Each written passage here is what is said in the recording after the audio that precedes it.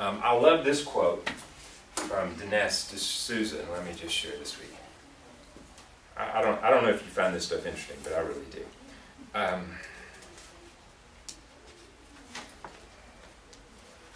just read just okay, here it is. Numerous other findings, including data from NASA's Cosmic Background Explorer satellite, have now confirmed the existence of a primordial background radiation. Based on the Big Bang Theory, scientists are able to predict how much hydrogen, lithium, deuterium, and helium should exist in the universe. These predictions are in remarkable congruence with the actual amounts of those elements that we find today. In 1970, Stephen Hawking, physicist and mathematician, wrote a famous paper that proved that given general relativity and the amount of the matter in the universe must have had a beginning. As Hawkins states in A Brief History of Time, there must have been a Big Bang singularity, in other words, in a point where it came into existence.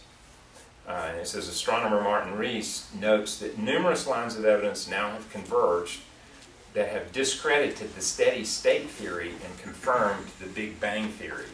In the beginning, the Bible says in the book of Genesis, God created the heavens and the earth. The Bible is unique among documents of ancient history in positing an absolute beginning. And then he talks about and compares that with other religions. So I thought that was pretty interesting stuff. All right, so. Can I ask a quick question? Sure. So if the assertion is that if something exists, something must have created. Correct. So cause and effect. Can't you? I mean, couldn't you say the same thing about God? If God exists, something must have created God.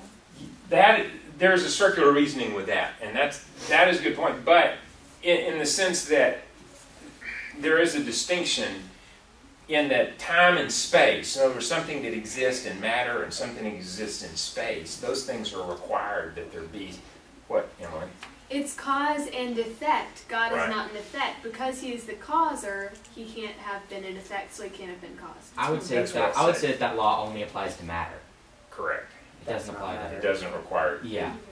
It does not apply to that which is not material, is what it says, or immaterial, which would be eternal, which would be spirit. God is spirit, right? Yeah, it only applies to the physical realm. It only applies to the physical realm. Okay. Good point. Good point. Another thing that's really interesting to study is the existence of the finely tuned universe. You know, Copernicus was the one who started what was called a heliocentric revolution. Prior to Copernicus' time, everyone believed that all the planets and stuff revolved around the Earth, right? And the Earth was the center of the universe. And then what happened was they discovered that the planets revolved around the sun. It kind of threw the whole thinking that, oh, we're not the center of the universe. Man's not the center of the universe. And that, for some, led them down a path of going, well, then there must not be God, there must be a purpose, because we're not really the center, and it's just, you know, we're here by chance.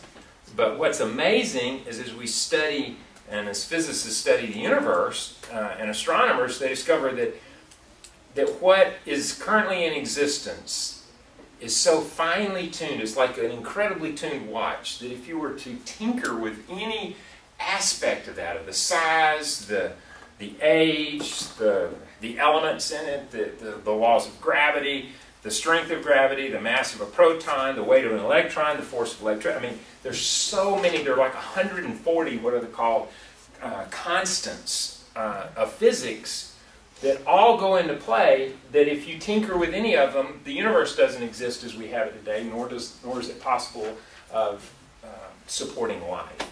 I think that is, anyway, that's that. I mean, we could get into that really, really deep, but you just can't, it just could not have happened as a result of time and chance. Here's what D'Souza says about this. He says, it turns out the vast size and the great age of our universe are not coincidental. They are indispensable conditions for the existence of life on Earth. In other words, the universe had to be just as big as it is and just as old as it is in order to contain living inhabitants like you and me. The entire universe, with all its laws, appears to be a conspiracy to produce, well, us. Physics call this incredible finding the anthropic principle, I'll get it out, which states that the universe we perceive must be of precisely such a nature as it will make possible living beings who can perceive it. And then he goes on, he lists what many of those constants are. Anyway, as I study that, I'm like, wow, that's amazing. Yes? And a lot, just to tell you that there are atheists that go against this principle by saying, well, then there are a lot of infinite number of possible universes. Right. There are a bunch of universes. We just so happen to be in the one that ended out just perfect. But then that just takes it a step back. Well, who made the little slot machine that pumps out universes? Right. Well, and that's totally theoretical as well. Yes. I mean, that's not. I mean, we have to look at the world as we observe it, and as we observe it, as we observe the universe, we do measure these physics and constants of nature, and that's what drives us to go, wow, this didn't happen as a matter of time and chance. This is long. You can answer it now. Yeah. Is the Big Bang Theory independent of evolution, or will evolutionists use the Big Bang to start off the fish being in the pond? Many will use the Big Bang as the starting point that will then lead to evolution, but really it's separate from that.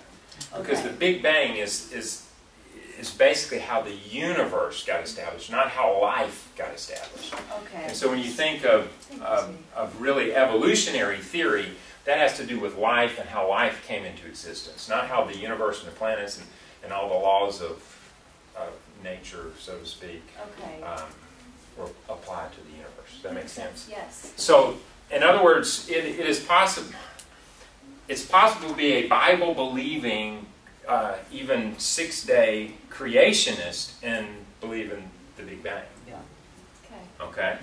So I think that's important to point out, because what happens a lot of times, I think, in church is we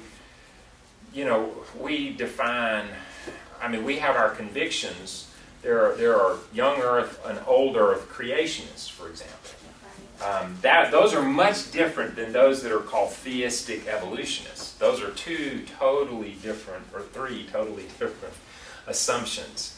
And so most, even, I would say, young Earth creationists believe in the Big Bang as being evidence of how God created it. Maybe the timing of the dating of the universe would be something they might not agree on. Yes? But, Daddy, if the if some of the planets are spinning in the opposite direction from the other ones in relation to the sun, then how could the sun have exploded and caused those? And how could the sun have exploded from the Big Bang if it's spinning in different directions? Wait, rotating around the sun in different directions? Yeah, they're rotating around the sun. They're like most of them are rotating like this way, and the others are rotating that way. I can tell you how that works. If you have two spinning objects and they're both spinning in the same direction, you spin, people fly off, and both people are spinning, for example, clockwise like this, and this one's also spinning clockwise. When this one hits this one, where the two meet, the friction causes one to reverse direction, the one with less mass. That's how you change the rotation. Second of all, to have planets like one goes this way and one goes this way, well, if you bounce one planet off another, and if you keep bouncing them, eventually you can get things to reverse. For example, we're going the same direction, but it's the general. Yes, but here's what you got to hold on to, Emily. Here's what you got to hold on to: is generally speaking, the universe as a whole and the galaxies are moving further apart. Yes. Now within it, there's variations of movement. I'm just wondering if it happened at a single point or whether it was all created in very close proximity. You may wonder that. And you're certainly, the Bible says, in the beginning God created, meaning we believe in ex nihilo, that He created out of nothing. The best explanation we have for that is the Big Bang, that it had a beginning and a start, which does support, that's what the Bible states. What's interesting, if you study the Genesis account, one thing that's kind of confused a lot of people was in the beginning is that it mentions light at the beginning of creation before the sun was created. Well, if you understand the Big Bang itself would have created light before the sun itself was established and the earth in its rotation, which we think of light being 12-hour day in the rotation. But then the stars would have happened at the same time as the earth, and the stars came Not after necessarily. the earth. Yeah, but not light is in the sense of the light from the sun, because the sun would not have been I know, put but in the its stars. proper According to orbit. the